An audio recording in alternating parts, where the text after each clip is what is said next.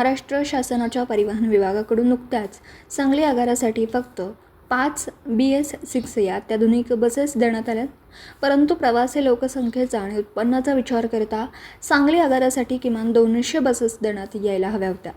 परंतु तसं होताना दिसत नाही आहे। राज्यात सांगली जिल्ह्याचं परिवहन विभागाचं उत्पन्न हे दुसऱ्या-तिसऱ्या क्रमांकावर असतानाही असा दुजाभाव होतोय, असा समज मित्र पक्षाकडून होत असल्याने शिवसेना जिल्हाप्रमुख महेंद्र चंडाळे यांनी नुकतीच राज्याचे परिवहन मंत्री प्रताप सरनाईक यांची भेट घेऊन सांगली जिल्ह्यात पहिल्या टप्प्यात किमान 100 बसेस देण्याची मागणी केली आहे। दरम्यान इतर जिल्ह्यांच्या तुलनेत सांगली जिल्ह्याला अत्यंत कमी बसेस देण्यात आल्या,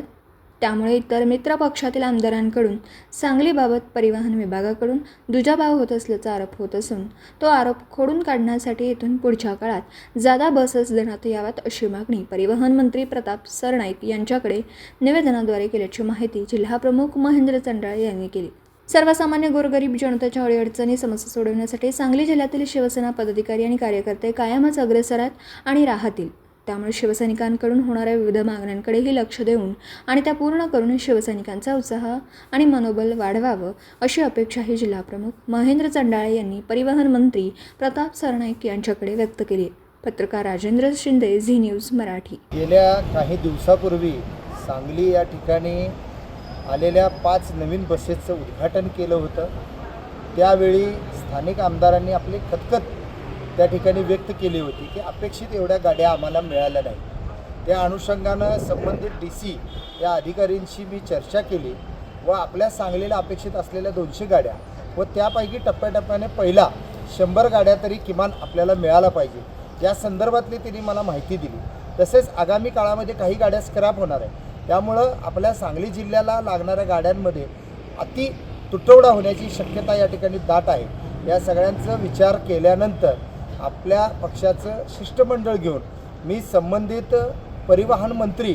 माननीय नामदार प्रतापजी सरनाईक साहेब यांची भेट घेतली व त्यांना सांगितलं की सांगलीमधील जी वास्तविक परिस्थिती पाहता आपण पाहिलं की उत्पन्नाच्या माध्यमातून जर पाहिलं तर दुसऱ्या, तिसऱ्या व चौथ्या क्रमांकावर कायम सांगली जिल्हा हा राहिलेला आहे आणि त्याच्या तुलनेतनं आपण जर पाहिलं तर इतर जिल्ह्यांना ज्या पद्धतीनं आपण गाड्या दिल्या त्या पद्धतीनं टप्प्याटप्प्यानं काय होईना या सांगलीला गाड्या मिळायला पाहिजेत आणि त्वरित त्यानंतर साहेबांनी निर्णय घेत मिरज या ठिकाणी आणि 5 गाड्या परवा दिल्या व त्याचंही उद्घाटन